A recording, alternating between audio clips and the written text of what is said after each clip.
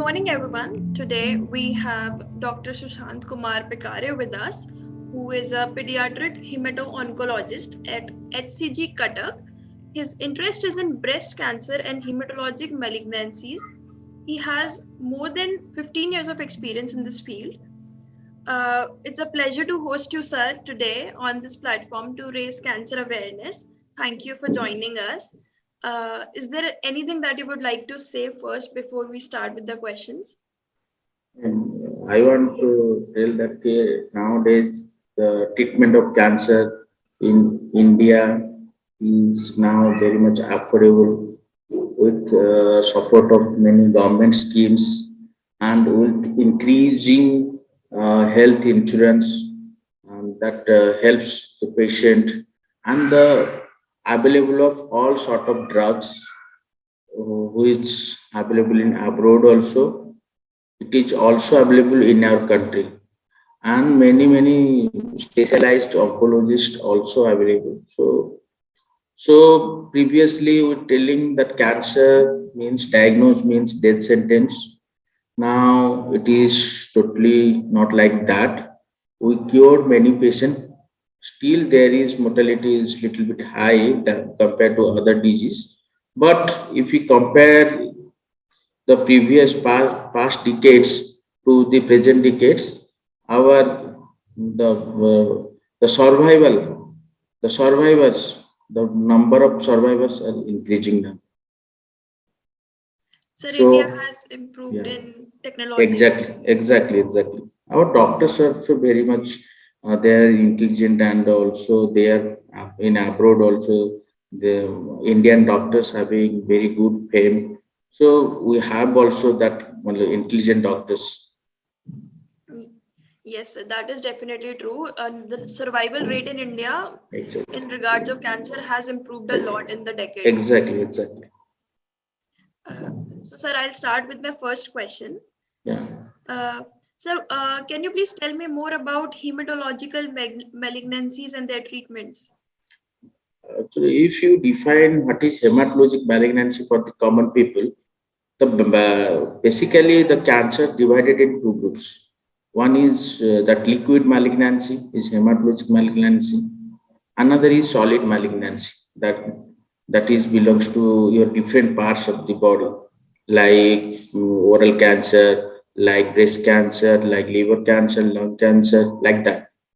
But what is liquid cancer, hematologic cancer? Means body fluid cancer. That means the cancers developed from the blood cells. So most commonly we are facing from the WBC, that white blood cells. Most of the liquid cancer originate from the white blood cells, like acute leukemia, AML, acute myeloid leukemia, acute lymphoblastic leukemia. Like these are the acute leukemias, and there is some chronic leukemia also. That is CML, chronic myeloid leukemia, chronic lymphocytic leukemia. These are the leukemias which are developed from the blood cells. Another is multiple myeloma. These are the common malignancy, blood malignancy, hematologic malignancy we are facing. So mostly hematologic malignancy seen in the children, and the solid malignancy mostly seen in the. Basically, it is not absolutely true, but basically it is seen in the adult solid malignancy. Sir, when we talk about hematological malignancies, there's this treatment, bone marrow transplant. Yeah, So when is that used as a treatment modality? actually, nowadays that is we are not. If any blood malignancy found, acute leukemia, let it be multiple myeloma, whenever we are found, the first treatment is the chemotherapy. There is combination chemotherapy in the induction chemotherapy followed by consolidation followed by maintenance, like that. So we are maintaining that. If patient relapse, the disease relapse, at that time we consider transplant, bone marrow transplant. It could be it is more allogenic bone marrow transplant. That some others matching blood group. If it is from the family, it is good sibling.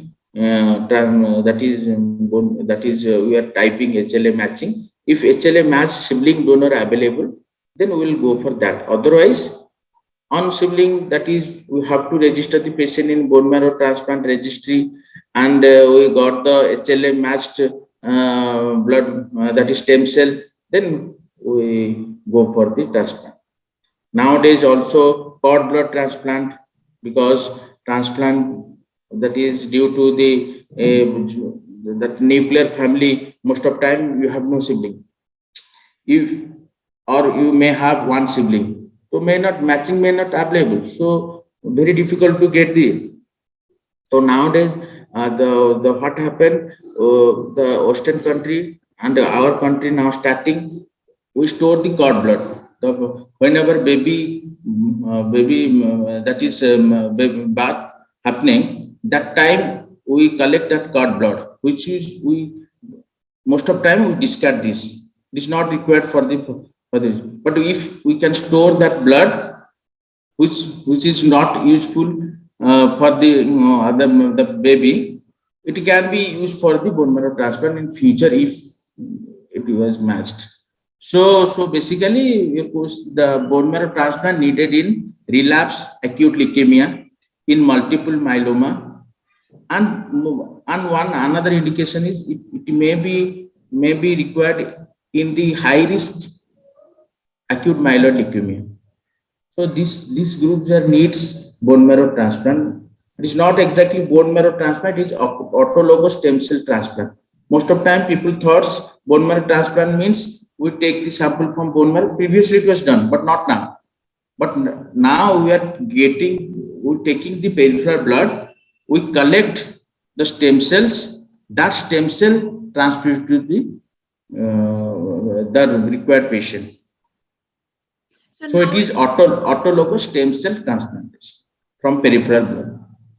Now it's more of stem cell transplant than bone marrow.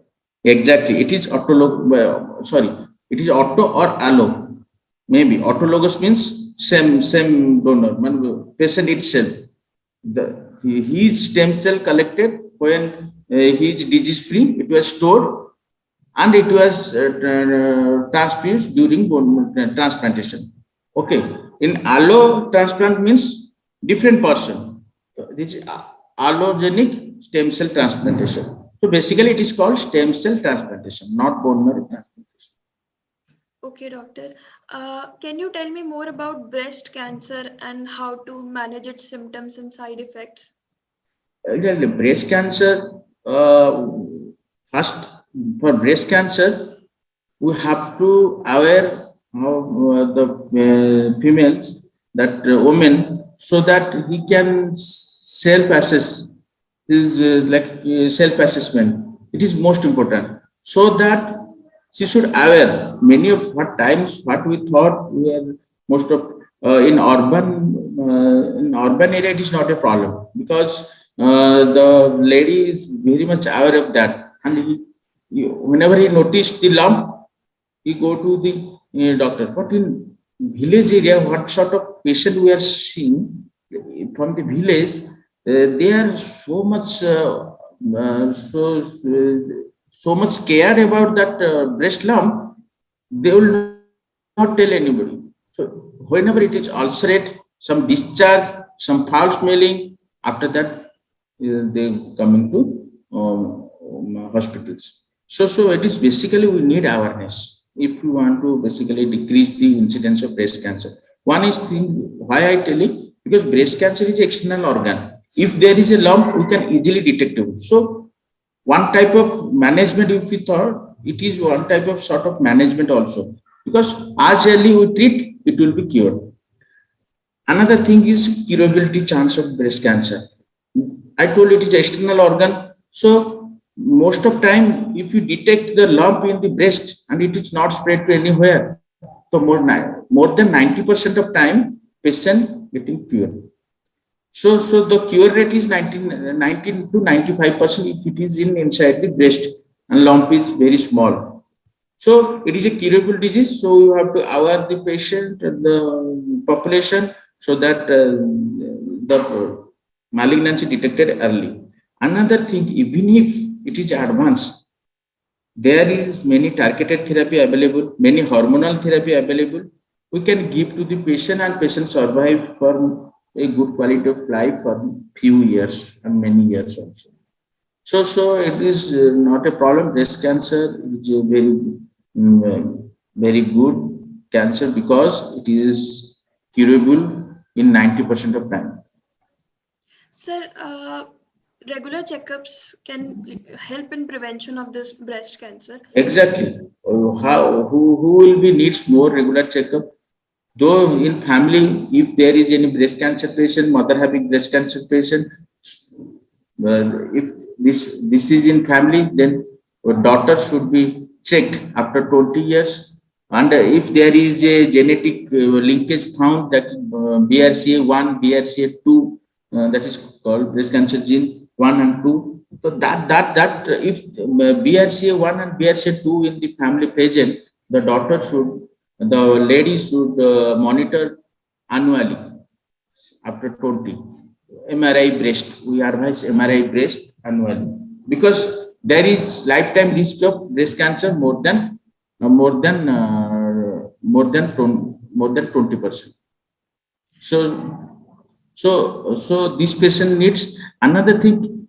According to us, that is American Society of Oncology, after 40 years every ladies needs mammography, screening mammography annually once, so that we can detect even if it is palpable to us, even if less than 1 centimeter. Thought we can palpable if it is more than 2 to 3 centimeters, then we can palpable. But but uh, but by mammography we can detect in 0.5 to 1 centimeter also. So it is very good thing about screening, and we can go for breast conservative surgery, so that whole breast is not needed to remove.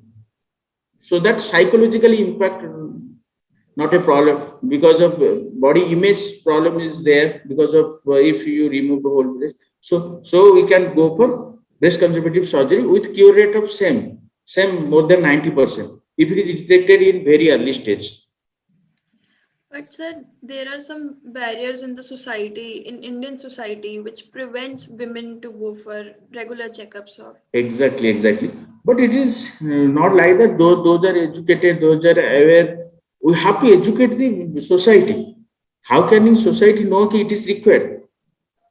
If you thought 40 to 50 years back, there is no awareness. The treatment is not available. Where doctors are not trained. But gradually we are improving. We are more scientifically improved. The lot of the education rate was increased. Now it is good. So we have to, only thing is we have to give the knowledge to them. Okay, this is the breast cancer. This is to be happen. This is the things which can detect early, so that patient will the society will very much interest to do the early screening. Sir, Like screening camp, like your society, your organization. The organization as per also involved in treatment, also involved in prevention. In prevention, what are you doing? We going to the remote area, we will educate the other general practitioner, so that they also advise the patient to do for screening. So raising awareness in patients, that's what we that is much needed than the treatment. Sir, you wrote an article on colorectal cancer. Exactly. Back. So 1 year, 2 years back. Yes.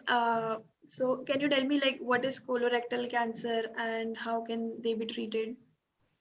One thing, the breast cancer is most common female cancer, but colorectal cancer also common in our country. It is around, I think, 4th and 5th most common cancer in male, and 6th most common cancer in female.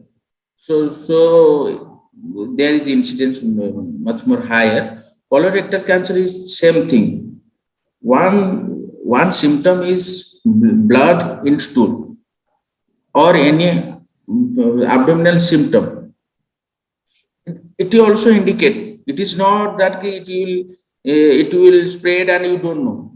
It's not like that. If the patient can know that there is something problem in my bowel, there is blood in stool, there is any obstruction, constipation, long-standing constipation, so or there is anemia, like small blood was with stool, the patient cannot detect, and gradually found one day there is anemia, that is low blood, low hemoglobin, then you can go for the investigation and you find colorectal cancer. So basically, I told this cancer also can be easily detectable, okay, by symptom. And another thing, the cure rate also, if it is stage 1, stage 2, it is more than 80%. More than 80%. Okay. So whenever there is symptom, we should investigate and detect early and get cured. Even if in stage 4 cancer also, for colorectal cancer also, treatment also very much available. That is targeted therapy, that is anti-EGFR treatment available, anti-VEGF, like bevacizumab drug was available, many oral tablets available. So it is also a treatable condition. We should go for that for treatment. Sir, when it comes to advanced cancer patients, how can conventional medicines and alternative medicines help in managing their situation? Do you mean alternative medicine means Ayurvedic and homeopathic? Yes, sir. Basically, whenever like common people ask me or the patient ask me, I told I don't have much knowledge about that homeopathy and Ayurvedic. So I, I am not a suitable person to commenting on that. But I can tell about my medicine, my whatever I know. The chemotherapy part. So basically, that many chemotherapy available for the advanced cancer. Whatever I told earlier, many things available in our country, or the supportive care and the ICU setup and the chemotherapy and the targeted therapy, all are things available in our country. So we can manage, the patient can take multiple lines of treatment. Like first treatment is then second treatment. If that is if it is failed second treatment, then we can go for third line treatment. So we have available whenever we thought that there is no more treatment, we told the patient we have no option, you can go for alternate therapy. But we cannot advise for alternate therapy because we don't know. We told our side that we have no other option, we cannot give more treatment, you can go. Sir, could you share your thoughts on misconceptions regarding cancer in the society? Yeah. Some thoughts, one myth is some thoughts, cancer is like that, it is spread one body to another. If the grandchildren that it's with the grandparents, then it can spread if grandparents affected with cancer. So basically, it is not a communicable disease. And in COVID pandemic also, it is very easy to tell to the patient that look, COVID is a communicable disease, so there is a restriction. But for cancer, it is not a communicable disease, so government having no guideline for the restriction or social distancing. So it is not a communicable disease. It cannot spread to one person to another. That is one myth. Another myth about chemotherapy. They thought if we take the chemotherapy, it will have the impacted for whole life. Chemo will spoil our body. Chemo is very much painful, very much warm, very much hot, like that. So for chemotherapy part, it is not painful. It is not like that. It is very much warm. It is not like that, and it is not impacted whole of the life. It will stay. Usually, we are giving 6 months of chemotherapy to many of patients. Then the side effect maybe stays little bit. Side effect may stay till 4 to 5 months further.